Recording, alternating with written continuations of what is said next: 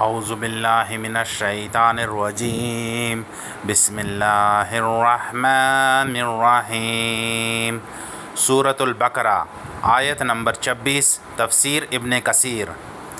ان اللہ لا یستحی ان یضرب مثلا ما بعودۃ فما فوقها فاما الذین آمنوا فیعلمون انہ الحق من ربہم وَأَمَّا الَّذِينَ كَفَرُوا فَيَقُولُونَ مَاذَا أَرَادَ اللَّهُ بِهَذَا مَثَلًا يُضِلُّ بِهِ كَثِيرًا وَيَهْدِي بِهِ كَثِيرًا وَمَا يُضِلُّ بِهِ إِلَّا الْفَاسِقِينَ الَّذِينَ يَنقُضُونَ عَهْدَ اللَّهِ مِن بَعْدِ مِيثَاقِهِ وَيَقْطَعُونَ مَا أَمَرَ اللَّهُ بِهِ أَن يُوصَلَ وَيُفْسِدُونَ فِي الْأَرْضِ أُولَٰئِكَ هُمُ الْخَاسِرُونَ۔ اللہ جل شانہ کی مثالیں اور دنیا۔ سیدنا ابن عباس، سیدنا ابن مسعود اور چند صحابہ رضی اللہ عنہم سے روایت ہے کہ جب اوپر کی 3 آیتوں میں منافقوں کی 2 مثالیں بیان ہوئیں، یعنی آگ اور پانی کی، تو وہ کہنے لگے کہ ایسی چھوٹی مثالیں اللہ تعالیٰ ہرگز بیان نہیں کرتا۔ اس پر یہ دونوں آیتیں نازل ہوئیں۔ قتادہ رحمہ اللہ فرماتے ہیں جب قرآن پاک میں مکڑی اور مکھی کی مثال بیان ہوئی تو مشرک کہنے لگے بھلا ایسی حقیر چیزوں کے بیان کی قرآن جیسی اللہ کی کتاب میں کیا ضرورت؟ تو جواباً یہ آیتیں اتریں اور کہا گیا کہ حق کے بیان سے اللہ تعالیٰ نہیں شرماتا، خواہ وہ کم ہو یا زیادہ۔ لیکن معلوم ہوتا ہے کہ یہ آیت مکہ میں اتری، حالانکہ ایسا نہیں، واللہ عالم۔ اور بزرگوں سے بھی اس طرح کا شان نزول مروی ہے۔ ربیع بن انس رحمہ اللہ فرماتے ہیں یہ خود ایک مستقل مثال ہے جو دنیا کے بارے میں بیان کی گئی۔ مچھر جب تک بھوکا ہوتا ہے زندہ رہتا ہے، جہاں موٹا تازہ ہوا مرا۔ اس طرح یہ لوگ ہیں کہ جب دنیاوی نعمتیں دل کھول کر حاصل کر لیتے ہیں، وہیں اللہ کی پکڑ آ جاتی ہے، جیسے اور جگہ فرمایا آیت فَلَمَّا نَسُوا مَا ذُكِرُوا بِهِ فَتَحْنَا عَلَيْهِمْ أَبْوَابَ كُلِّ شَيْءٍ۔ سورۃ الانعام آیت نمبر 44۔ جب یہ ہماری نصیحت بھول جاتے ہیں تو ہم ان پر تمام چیزوں کے دروازے کھول دیتے ہیں، یہاں تک کہ اترانے لگتے ہیں، اب دفعتاً ہم انہیں پکڑ لیتے ہیں۔ امام ابن جریر رحمہ اللہ نے پہلے قول کو پسند فرمایا ہے اور مناسبت بھی اسی کی زیادہ اچھی معلوم ہوتی ہے، واللہ عالم۔ تو مطلب یہ ہوا کہ مثال چھوٹی سے چھوٹی ہو یا بڑی سے بڑی، بیان کرنے سے اللہ تعالیٰ نہ رکتا ہے نہ جھجکتا ہے۔ لفظ ما یہاں پر کمی کے معنی بتانے کے لیے ہے اور بعوضۃً کا زیر بدلیت کے بنا پر عربی قاعدے کے مطابق ہے، جو ادنا سے ادنا چیز پر صادق آ سکتا ہے، یا ما نکرہ موصوفہ ہے اور بعوضہ صفت ہے۔ ابن جریر ما کا موصولہ ہونا اور بعوضہ کا اسی اعراب سے معرب ہونا پسند فرماتے ہیں، اور کلام عرب میں یہ بکثرت رائج ہے کہ وہ ما اور من کے صلے کو انہی دونوں کا اعراف دیا کرتے ہیں۔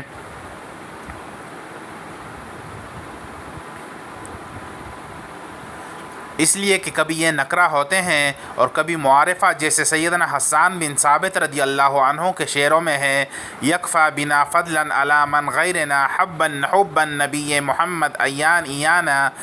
ہمیں غیروں پر صرف یہی فضیلت کافی ہے کہ ہمارے دل حب نبی کریم صلی اللہ علیہ وسلم سے پر ہیں، اور یہ بھی ہو سکتا ہے کہ بعوضہ منصوب ہو حذف جار کی بنا پر اور اس سے پہلے اور بین کا لفظ مقدر مانا جائے۔ قصائی رحمہ اللہ اور فرا رحمہ اللہ اسی کو پسند کرتے ہیں۔ دھاک رحمہ اللہ اور ابراہیم بن ابلا رحمہ اللہ بعوضہ پڑھتے ہیں۔ ابن جنبی رحمہ اللہ کہتے ہیں یہ ما کا صلہ ہوگا اور عائد حذف مانی جائے گی اور عائد حذف مانی جائے گی، جیسے آیت تماماً علی الذی احسن سورۃ الانعام آیت نمبر 154 میں فما فوقہا کے 2 معنی بیان کیے ہیں۔ ایک تو یہ کہ اس سے بھی ہلکی اور ردی چیز، جیسے کسی شخص کی بخیلی کا ایک شخص ذکر کرے تو دوسرا کہتا ہے وہ اس سے بھی بڑھ کر ہے، تو مراد یہ ہوتی ہے کہ وہ اس سے بھی زیادہ گرا ہوا ہے۔ قصائی رحمہ اللہ اور ابو عبیدہ رحمہ اللہ یہی کہتے ہیں۔ ایک حدیث میں آتا ہے کہ اگر دنیا کی قدر اللہ کے نزدیک ایک مچھر مچھر کے پر کے برابر بھی ہوتی تو کسی کافر کو ایک گھونٹ پانی بھی نہ پلاتا۔ سنن ترمذی 2320، قال الشیخ البانی صحیح۔ دوسرے یہ معنی ہیں کہ اس سے زیادہ بڑی اس لیے کہ بلا مچھر سے ہلکی اور چھوٹی چیز اور کیا ہوگی۔ قتادہ بن کہ دوسرے یہ معنی ہے کہ اس سے زیادہ بڑی اس لیے کہ بلا مچھر سے ہلکی اور چھوٹی چیز اور کیا ہوگی۔ قتادہ بن دعامہ رحمہ اللہ کا یہی قول ہے۔ ابن جریر رحمہ اللہ بھی اسی کو پسند فرماتے ہیں۔ صحیح مسلم میں حدیث ہے کہ جس کسی مسلمان کو کانٹا چبھے یا اس سے زیادہ تو اس پر بھی اس کے درجے بڑھتے ہیں اور گناہ مٹتے ہیں۔ صحیح مسلم 2572 صحیح۔ اس حدیث میں بھی یہی لفظ فو کہا ہے، تو مطلب یہ ہے کہ جس طرح اللہ تعالیٰ ان چھوٹی بڑی چیزوں کے پیدا کرنے سے شرماتا نہیں اور نہ رکتا ہے، اسی طرح انہیں مثال کے طور پر بیان کرنے سے بھی اسے عار نہیں۔ ایک جگہ قرآن میں کہا گیا ہے، یا ایھا الناس ضرب مثل فاستمعوا له ان الذین تدعون من دون اللہ لن یخلقوا ذبابا ولو اجتمعوا له وان یسلبهم ذباب شیئا لا یستنقذوه منه ضعف الطالب والمطلوب۔ سورۃ الحج آیت نمبر 73۔ کہ اے لوگو، ایک مثال بیان کی جاتی ہے، کان لگا کر سنو، جنہیں اللہ کے سوا پکار سکتے ہو وہ سارے کے سارے جمع ہو جائیں تو بھی ایک مکی بھی پیدا نہیں کر سکتے، بلکہ مکی اگر ان سے کچھ چھین لے جائے تو یہ اسے واپس نہیں لے سکتے۔ عابد اور معبود دونوں ہی بے حد کمزور ہیں۔ دوسری جگہ فرمایا، مثل الذین اتخذوا من دون اللہ اولیاء کمثل العنکبوت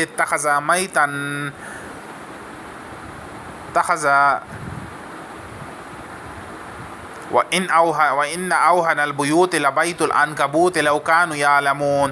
ان لوگوں کی مثال جو اللہ تعالیٰ کے سوا دوسروں کو مددگار بناتے ہیں مکڑی کے جالے جیسی ہے، جس کا گھر تمام گھروں سے زیادہ بودا اور کمزور ہے۔ اور جگہ فرمایا اللہ تعالیٰ نے، أَلَمْ تَرَ كَيْفَ ضَرَبَ اللَّهُ مَثَلًا كَلِمَةً طَيِّبَةً كَشَجَرٍ طَيِّبَةٍ أَصْلُهَا ثَابِتٌ وَفَرْعُهَا فِي السَّمَاءِ وَيَأْتِي أُكُلُهَا كُلَّ حِينٍ بِإِذْنِ رَبِّهَا وَيَضْرِبُ اللَّهُ الْأَمْثَالَ لِلنَّاسِ لَعَلَّهُمْ يتذکرون۔ مثل کلمة خبیثة کشجرة خبیثة اجتثت من فوق الأرض ما لها من قرار یثبت الله الذین آمنوا بالقول الثابت في الحیاة الدنیا وفي الآخرة ويضل الله الظالمین ويفعل الله ما يشاء۔ سورہ ابراہیم 24 سے لے کر آیت 27 تک کلمہ طیبہ کی مثال پاک درخت سے دی جس کی جڑ مضبوط ہو اور جس کی شاخیں آسمان میں ہوں، جو بحکم اللہ ہر وقت پل دیتا ہو۔ ان مثالوں کو اللہ تعالیٰ لوگوں کے غور و تدبر کے لیے بیان فرماتا ہے۔ اور ناپاک کلام کی مثال ناپاک درخت جیسی ہے جو زمین کے اوپر ہی ہو اور جڑیں مضبوط نہ ہو۔ اللہ تعالیٰ ایمان والوں کو مضبوط بات کے ساتھ دنیا اور آخرت میں برقرار رکھتا ہے اور ظالموں کو گمراہ کرنا ہے اللہ جو چاہے کرے۔ دوسری جگہ فرمایا، ضرب اللہ مثلا عبدا مملوکا لا يقدر على شيء ومن رزقناه منا رزقا حسنا۔ سورۃ النحل آیت نمبر 75۔ اللہ تعالیٰ اس مملوک غلام کی مثال پیش کرتا ہے جسے کسی چیز پر اختیار نہیں۔ اور جگہ فرمایا، وضرب اللہ مثلا رجلین احدهما ابکم لا يقدر على شيء وهو كل على مولاه اينما يوجهه لا يأتي بخير هل يستوي هو ومن يأمر بالعدل۔ سورۃ النحل آیت نمبر 76۔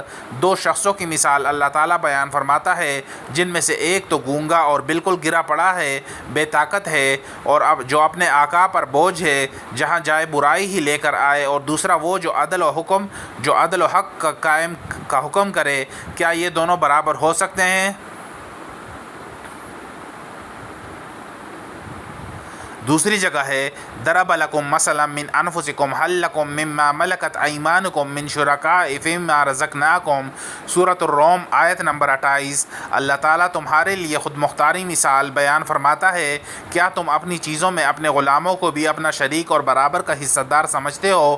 اور جگہ ارشاد ہے، ضرب اللہ مثلا رجلا فیہ شرکاء متشاکسون ورجلا سلما لرجل۔ سورۃ الزمر آیت نمبر 29۔ ان مثالوں کو ہم لوگوں کے لیے بیان کرتے ہیں، اور تلک الامثال نضربها للناس وما يعقلها الا العالمون، سورۃ العنکبوت آیت نمبر 43۔ انہیں پوری طرح صرف علم والے ہی سمجھتے ہیں۔ ان کے علاوہ اور بھی بہت سی مثالیں قرآن پاک میں بیان ہوئی ہیں۔ بعض سلف صالحین فرماتے ہیں جب میں قرآن کی کسی مثال کو سنتا ہوں اور سمجھ نہیں سکتا تو مجھے رونا آتا ہے، کیونکہ اللہ تعالیٰ نے فرما دیا ہے کہ ان مثالوں کو صرف عالم ہی سمجھ سکتے ہیں۔ مجاہد رحمہ اللہ فرماتے ہیں مثالیں خواہ چھوٹی ہوں خواہ بڑی، ایماندار ان پر ایمان لاتے ہیں اور انہیں حق جانتے ہیں اور ان سے ہدایت پاتے ہیں۔ قتادہ رحمہ اللہ کا قول ہے کہ وہ انہیں اللہ کا کلام سمجھتے ہیں۔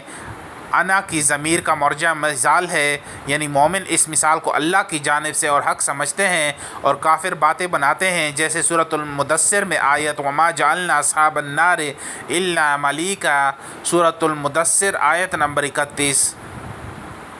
یعنی ہم نے آگ والے فرشتوں کی گنتی کو کفار کی آزمائش کا سبب بنایا ہے۔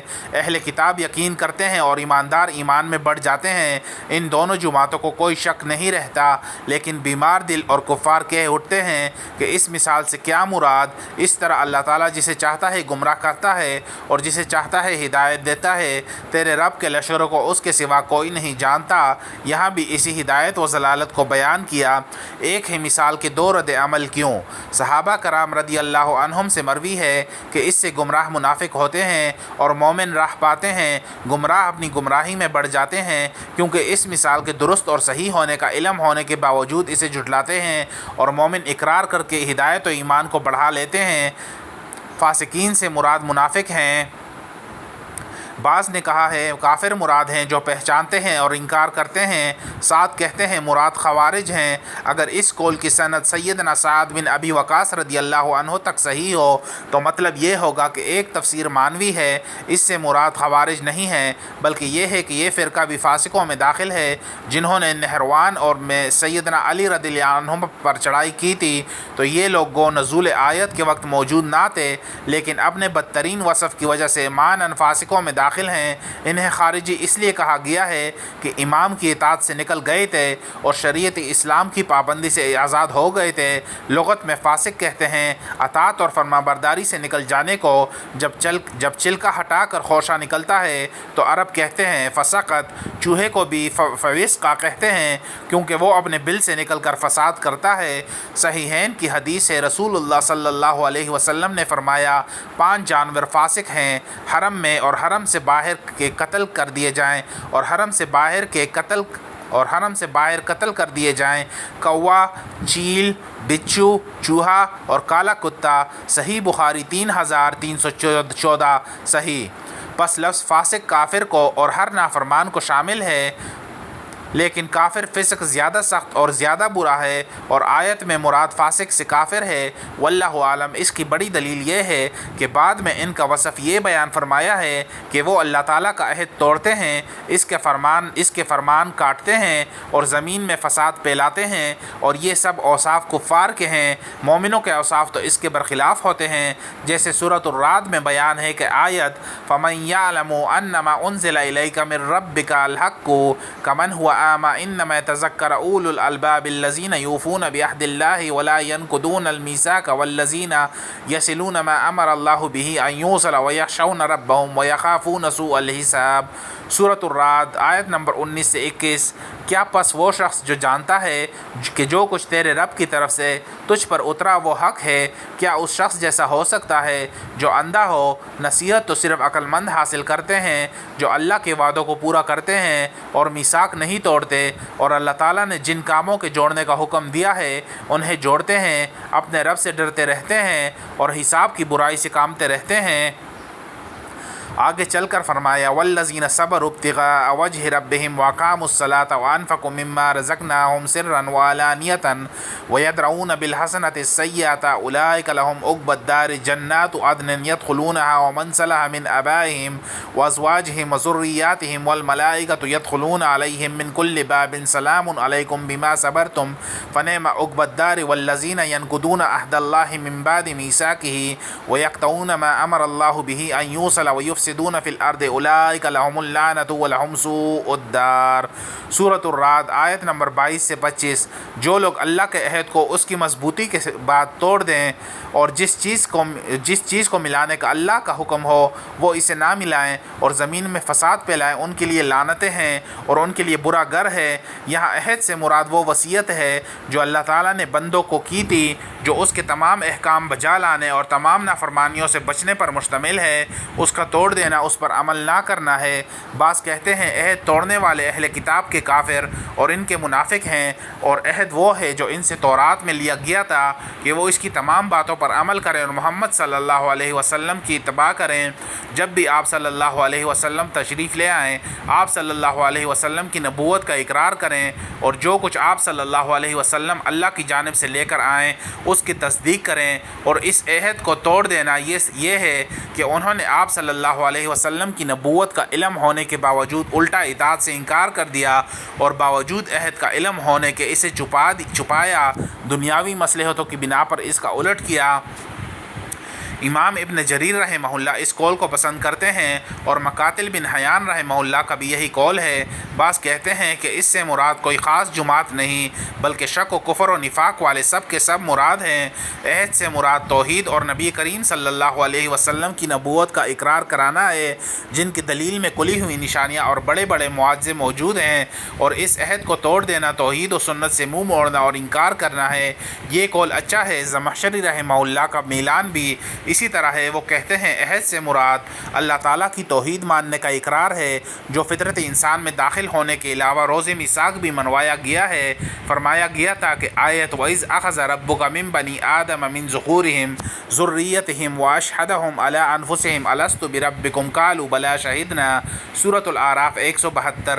کیا میں تمہارا رب ہوں؟ تو سب نے جواب دیا تھا بلا، بے شک تو ہمارا رب ہے۔ پھر وہ کتابیں دی گئیں، ان میں بھی وہ اقرار کرایا گیا جیسے فرمایا آیت وَأَوْفُوا بِعَهْدِي أُوفِ بِعَهْدِكُمْ وَإِيَّايَ فَارْهَبُونِ۔ سورۃ البقرہ آیت نمبر 40۔ میرے عہد کو نبھاؤ، میں بھی اپنے وعدے پورے کروں گا۔ بعض کہتے ہیں وہ عہد مراد ہے جو روحوں سے لیا گیا تھا جب وہ آدم علیہ السلام کی پیٹھ سے نکالی گئی تھیں، جیسے فرماتا ہے آیت وَإِذْ أَخَذَ رَبُّكَ مِن بَنِي آدَمَ مِن ظُهُورِهِمْ وَذُرِّيَّتِهِمْ وَأَشْهَدَهُمْ عَلَىٰ أَنفُسِهِمْ قَالُوا بَلْ شَهِدْنَا۔ سورۃ الاعراف 172۔ جب تیرے رب نے اولاد آدم سے وعدہ لیا کہ میں ہی تمہارا رب ہوں اور ان سب نے اقرار کیا اور اس کا توڑنا اس سے انحراف ہے۔ یہ تمام اقوال تفسیر ابن جریر میں منقول ہیں۔ ابو العالیہ رحمہ اللہ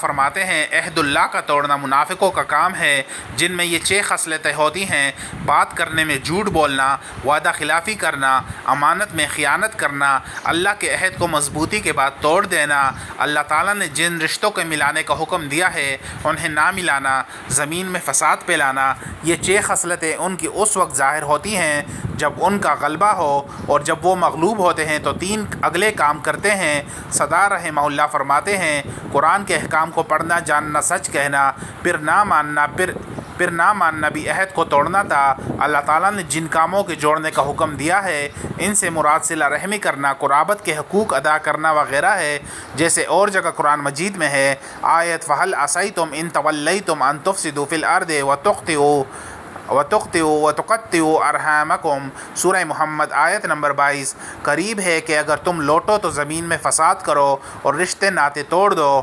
ابن جریر رحمہ اللہ اسی کو ترجیح دیتے ہیں، اور یہ بھی کہا گیا ہے کہ آیت عام ہے، یعنی جسے ملانے اور ادا کرنے کا حکم دیا تھا انہوں نے اسے توڑا اور حکم عدولی کی۔ خاسرون سے مراد آخرت میں نقصان اٹھانے والے ہیں، جیسے فرمان باری ہے آیت اولئک لہم اللعنۃ ولہم سوء الدار۔ سورۃ الرعد آیت نمبر 25۔ ان لوگوں کے لیے لعنت ہے اور ان کے لیے برا گھر ہے۔